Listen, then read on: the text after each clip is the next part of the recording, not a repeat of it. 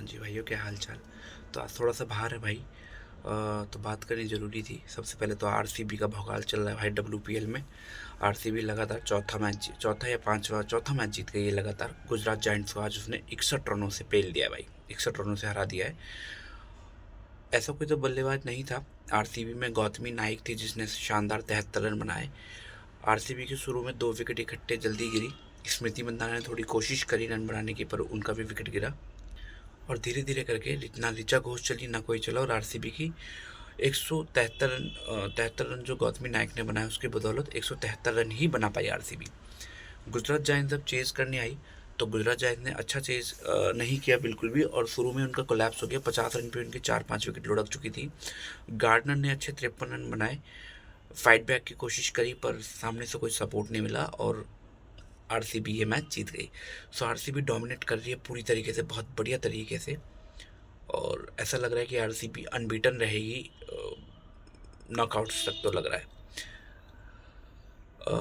RCB के लिए अच्छी बात यह है कि उनके सारे बैट्समैन जो हैं वो एक एक मैच में, हर मैच का अलग अलग बैट्समैन हीरो निकल के आ रहा है, जिस वजह से हो ये रहा है कि अगर कोई बैट्समैन फ्लॉप हो भी रहा है तो दूसरा सहारा लगा रहा है, जिस वजह से आरसीबी के लिए बहुत फ़ायदेमंद हो रही है चीज़ें। बाकी टीमों में देखा जाए, मुंबई, गुजरात, दिल्ली या यूपी में ये चीज़ नहीं हो रही है। अगर चल रहे हैं तो सब चल रहे हैं, नहीं चल रहा तो कोई भी नहीं चल रहा है। ये सीन हो रहा है सबके लिए। गार्डनर ने आज बेहतरीन कोशिश करी और अच्छी प्लेयर है। बॉलिंग से तो कुछ खास कर नहीं पाई, लेकिन बैटिंग से अच्छी कोशिश करी और 53 रन बना के आउट हुई। और कुछ ज़्यादा बचा नहीं था मैच में। स्टार्टिंग में मैच खत्म हो गया था गुजरात के लिए। जब किसी भी टीम की 50 रन पे 4 विकेट या 4 विकेट, 3 विकेट, 5 विकेट गिर जाते हैं ना बॉस, तो मैच उस टीम के लिए बहुत मुश्किल हो जाता है, स्पेशली जब वो चेज कर रही हो पौने 200 रन। तो यहाँ पे एक ये चीज़ है कि आरसीबी ने एक स्टेटमेंट भी दे दिया कि भाई आप कोई सा भी टोटल बनाओ या फिर हम कोई सा भी टोटल बनाए, जीतने हम ही हैं। तो आरसीबी बेस्ट ऑफ लक।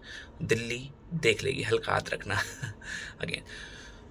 तो भाई कल है दिल्ली का match. RCB sorry Mumbai Indians और दिल्ली खेलेगी कल डब्ल्यूपीएल में। वेन्यू चेंज हो गए हैं अब देखते हैं क्या होता है। क्या दिल्ली की किस्मत बदलेगी या नहीं। 4 में से 1 मैच जीती है, 3 हार चुकी है। मुंबई के भी कुछ ज़्यादा अच्छे हालात नहीं है, 4 में से 2 जीत के 2 हारी है। दिल्ली के पॉइंट ऑफ व्यू से देखें तो दिल्ली को कल ये मैच जीतना बहुत ज़रूरी है, क्योंकि दिल्ली को टॉप 3 की रेस में बने रहना है, तो मैच जीतना होगा और अच्छे खासे रन लगाने होंगे, क्योंकि मुंबई इंडियंस में हरमनप्रीत, अमनजोत ये अच्छी फॉर्म में हैं। कन्वर्ट नहीं कर पा रहे मुंबई इंडियंस की जो बैट्समैन है वो अपने छोटे स्कोर को एक अच्छे स्टार्ट को बड़े स्कोर में कन्वर्ट नहीं कर पा रहे, जिसका उन्हें बहुत नुकसान हो रहा है, मैच गंवाने पड़े हैं। मुंबई ऐसे मैच गंवा रही है जो वो पहले जीतती आई है, पर इस सीज़न में मुंबई का हाथ थोड़ा हल्का ही लग रहा है। दिल्ली के पॉइंट ऑफ व्यू से देखें तो दिल्ली को ये मैच जीतना बहुत ज़रूरी होगा। उसका रीज़न सबसे पहले यही है कि टॉप 3 की रेस में रहना है, तो आपको कल 2 पॉइंट लेने पड़ेंगे और बचे हुए 3 मैचों में आपको एटलीस्ट 2 मैच तो, यानी कि कल का मैच जीतने के बाद बचे हुए 3 मैचों में 2 मैच तो जीतने पड़ेंगे। अगर दिल्ली के पॉइंट ऑफ व्यू से देखें तो सारे मैच जीतते तो बेहतरीन है। अपनी टीम दिल्ली है भाई, तो कोशिश और उम्मीद और दुआ यही है कि शेफाली वर्मा, ली और जैमिमा ये चले और चारों के चारों मैच दिल्ली जीते, जिससे दिल्ली टॉप पे ख़त्म करे और एक अच्छा एडवांटेज मिले क्वालिफायर में। ये रही डब्ल्यूपीएल की बातें बॉस। अब बात करते हैं कुछ ऐसी चीज़ों की जो इंडियन क्रिकेट टीम में पिछले 1.5 सालों से घिसी जा रही हैं, चल रही हैं। नए नए लोग, नई नई चीज़ें, नए नए व्यवहार, नई नई बातें। क्या है वो चीज़? सबसे पहले भाई विराट कोहली तो नॉन कमिटल था, फिर वो रन क्यों मार रहा है? अगर उसके पिछले 9 वनडे देखे जाए, ऑस्ट्रेलिया वाले 2 वनडे हटा दो, आप हटा मत दो, ले लो, 9 वनडे देखे जाए तो 9 वनडों में 2 में 0 पे आउट है। साउथ अफ्रीका के खिलाफ 2 सेंचुरी है बैक टू बैक, एक में 73 रन है या 77 रन है। और ऑस्ट्रेलिया वाले 2 वनडे 0 पे था, तीसरे वनडे में उसने 74 रन किए। साउथ अफ्रीका के खिलाफ पहले 2 वनडों में शतक मारा, तीसरे में 77 किए। न्यूजीलैंड के खिलाफ पहले मैच में 93 किए, दूसरे में 24-25 पे आउट हो गया और कल सेंचुरी मार दी। तो नॉन कमिटल बंदा था, ये कैसे रन कर रहा है? रोहित शर्मा भी तो नॉन कमिटल था ना, वो भी तो रन कर रहा था ना। उसकी तो ये सीरीज खराब हो गई रोहित शर्मा की। चलो रोहित शर्मा की बात नहीं करते, विराट कोहली के तरीके से बात करते हैं। एक बंदे की आपने कप्तानी खाई, रोहित शर्मा की, जो वाइट बॉल में इतना ख़राब नहीं था as a captain. White ball में उसने 8 महीने 9 महीनों में 2 ट्रॉफी जिताई आपको आईसीसी इवेंट की, T20 वर्ल्ड कप और चैंपियन ट्रॉफी। आपने उसके साथ क्या किया ये दुनिया जानती है। टेस्ट में उसके घर में न्यूजीलैंड के खिलाफ सीरीज खराब हुई, वो हारा। भाई ने बीजीटी में पहले मैच में पहले बोल दिया था मैं नहीं खेलूंगा, वो नहीं खेला फैमिली रीजन से। बाकी के 3 मैच खेला, रन नहीं आए। आपने 5वें में एज अ कैप्टन जो खेल रहा था उसे बैठा दिया, कंकशन इंजरी है, कंकशन कुछ भी बोल के आपने उसकी कप्तानी खा गए। वनडे से भी टेस्ट से तो रिटायर ही करा दिया दोनों को, ठीक है। उसके बावजूद भी वो रन कर रहा है। बात विराट कोहली की करें तो भाई रन कर रहा है, लगातार कर रहा है, नॉन कमिटल बंदा कर रहा है। और जो ये आपका पोस्टर बॉय है ना शुभमन गिल, जिसको आप नया स्टार बना रहे हैं, पता नहीं क्यों अभी विराट कोहली खेल रहा है और खेलते भी करंट उसके करियर में एक नया विराट कोहली, ऐसा पता नहीं क्यों जैसे लोगों को बताया जा रहा है कि नया विराट कोहली बना रहे शुभमन गिल, नया पोस्टर बॉय। तो भाई पोस्टर बॉय ना घरों में बैठ के नहीं बनते हैं, पोस्टर बॉय आईपीएल में नहीं बनते, पोस्टर बॉय बनते हैं बॉलरों के हारे हुए मैच में लड़ते रहने से, हारे हुए मैचों को जिता के। याद है मेलबर्न, याद है सीबी सीरीज 2011-12 की, ऑस्ट्रेलिया में मलिंगा, प्राइम मलिंगा को जो उसका भरता बनाया था विराट कोहली ने, उसके यॉर्कर पे छक्के मारे थे। याद है या भूल गए?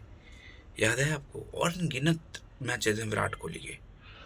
183 पाकिस्तान के खिलाफ जब टीम इंडिया डहरी थी उस टाइम भी।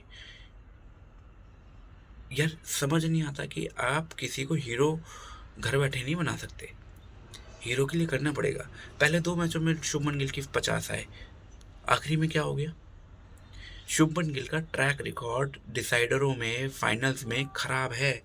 बड़े मुकाबलों में शुभमन गिल हमेशा ऐसा कुछ कर देता है जो वो गाली खाने के काम करता है। शुभमन गिल हमेशा बड़े मैचों में फेल होता है, और यही बात है कि शुभमन गिल को लोग इतना क्रिटिसाइज करते हैं। प्लेयर अच्छा है, बैट्समैन अच्छा है, उसको बाबर आजम मत बनाओ, ठीक है। कुछ लोगों की पसंद नापसंद से हिंदुस्तान या देश की पसंद नापसंद नहीं होती। देश के लिए जो खेल रहा है, देश के लिए जो कोशिश कर रहा है, मैं ये नहीं कह रहा कि शुभमन गिल रन नहीं बनाना चाहता फाइनल्स में या बड़े मुकाबलों में, पर उससे नहीं बनते, वो प्रेशर में नहीं खेल पा रहा। आप एक बात बताओ, मैं अपना एक्सपीरियंस बताऊँ। क्रिकेट देख रहे जब से सौरव गांगुली, सचिन तेंदुलकर, राहुल द्रविड़, लक्ष्मण सहवाग ये सब खेलते थे, ठीक है। मुझे ना पर्सनली बताऊँ, सचिन तेंदुलकर, राहुल द्रविड़ की बैटिंग ना उस टाइम बोर लगती थी। टेस्ट की बात कर रहा हूँ, क्यों? मुझे लगता था यार कुछ करते नहीं, कैसे खेलते रहते, ये वो फलाना ढिमकाना। भाई जब वो रिटायर हो गए ना, अहमियत तब पता चली। अब राहुल द्रविड़ मेरा सबसे फेवरेट बैट्समैन है, हाईलाइट लगा के देखता हूँ खाली टाइम में उसकी। तेंदुलकर की स्ट्रेट ड्राइव, कवर ड्राइव देखे जाते हैं अब, क्योंकि रिटायर हो गए। अब पता चला उन्होंने देश के लिए क्या क्या किया। इसी तरीके से जिस दिन विराट कोहली रिटायर हो जाएगा ना, जिस दिन रोहित शर्मा कम्प्लीटली रिटायर हो जाएंगे, आपको पता चलेगा अहमियत इनकी। 264 का महत्व, 183 का महत्व, मेलबर्न की 82 का महत्व, रोहित शर्मा के 208 209 का महत्व, तब पता चलेगा। और सिर्फ शतक नहीं, कहीं 50 ऐसे भी है जो सिर्फ 50 पे 70 रन पे मैच जिता के लाए हैं।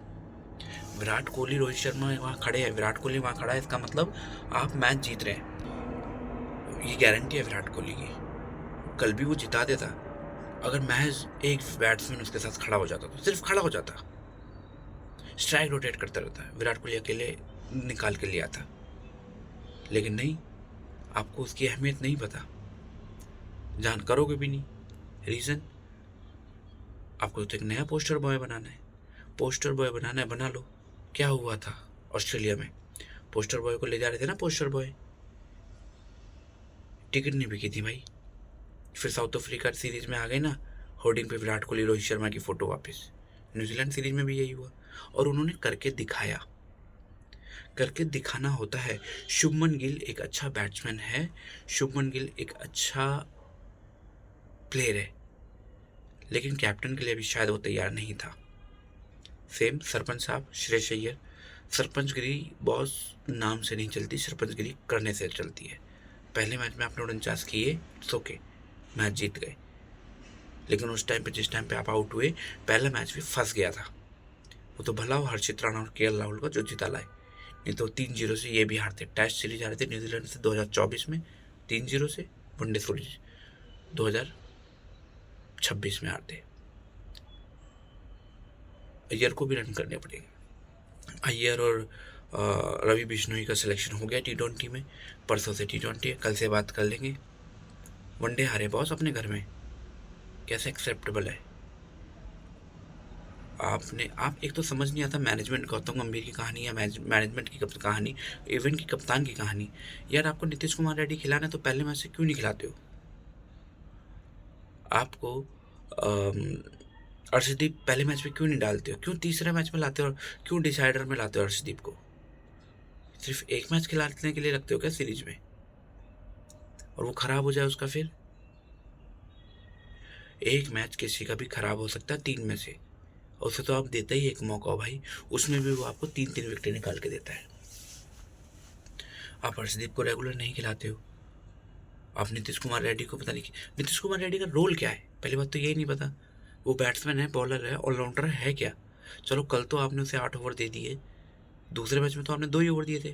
टेस्ट में तो बेचारे का उल्लू बना रखा है आपने। इवन रविंद्र जडेजा का रोल क्या है? 6 ओवर दिए उसको, मार खाई रविंद्र जडेजा ने, सोके।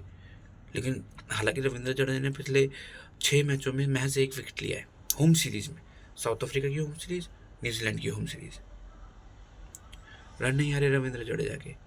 पूरी करियर में रविंद्र जडेजा ने 2009 और 2013 में हाफ सेंचुरी मारी है इंडिया के अंदर।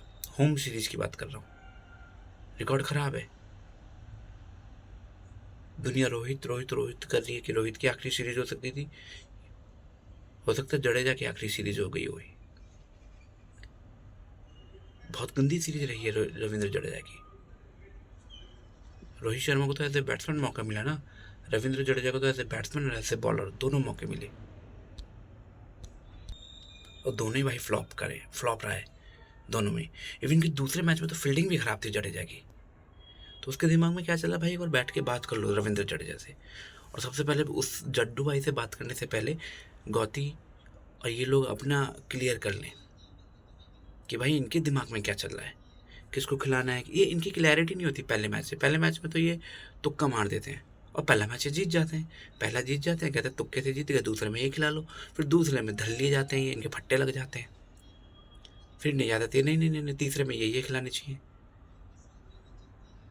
ये 2027 में बहुत गंदे वाले फट्टे लगने वाले हैं बॉस। इस तरीके से आपके 11 आपके है नहीं। आप अब T20 वर्ल्ड कप के बाद, IPL के बाद बुमराह को तो वनडे में डेफिनेटली वापस खिलाओगे, क्योंकि 27 में खिलाओगे। किसको बाहर करोगे इनमें से? हर्षित राणा होगा नहीं, सिराज होगा नहीं, तो अर्शदीप बचा। प्रसिद्ध कृष्णा को आप रखोगे, अर्शदीप को बाहर कर दोगे, इसका मतलब वनडे से। पता नहीं यार क्या टीम है। और सबसे बड़ी बात यार, ये बॉलिंग कोच किस काम का होता है? कल गौतम गंभीर, मैं कल वीडियो में बोल के गया सुबह कि गौतम गंभीर एक्टिव था भाई, मैसेजेस पास कर रहा था फील्डिंग टाइम में भी, बैटिंग के टाइम पे भी। लेकिन क्या कर रहा था मॉर्नी मॉर्कल, बॉलिंग कोच है ना, उस पर कोई स्टैट नहीं होती ना कि सामने वाला बैट्समैन कैसे खेलता है, सामने वाला बैट्समैन कैसे, कि क्या उसका वीकनेस है, या भाई सिर्फ खाने पीने और कोक पीने और ये सब पीने आता है। यार एक तो पाकिस्तान टीम का बॉलिंग कोच था भाई ये, उसको वहाँ से आप यहाँ ले आए। क्या इंडिया के अंदर ग्रेटेस्ट बॉलर थे भाई, जहीर खान था सबसे बड़ा, जिसका नाम रेस में था भी। पता नहीं यार क्या करते हैं। मॉर्नी मॉर्कल कितनी चली है इसकी, विराट कोहली के सामने या रोहित शर्मा के सामने कितनी चली है? पता नहीं यार मॉर्नी मॉर्कल कर ही क्या रहा था एज ए बॉलिंग कोच। ना कोई मैसेजेस पास करता, ना कोई स्टैट बताता अपने बॉलरों को, कुछ नहीं। जहाँ उसका स्ट्रॉन्ग पॉइंट है बैट्समैन का, वहाँ बॉल डालते जाओ, वो मार खाता रहो।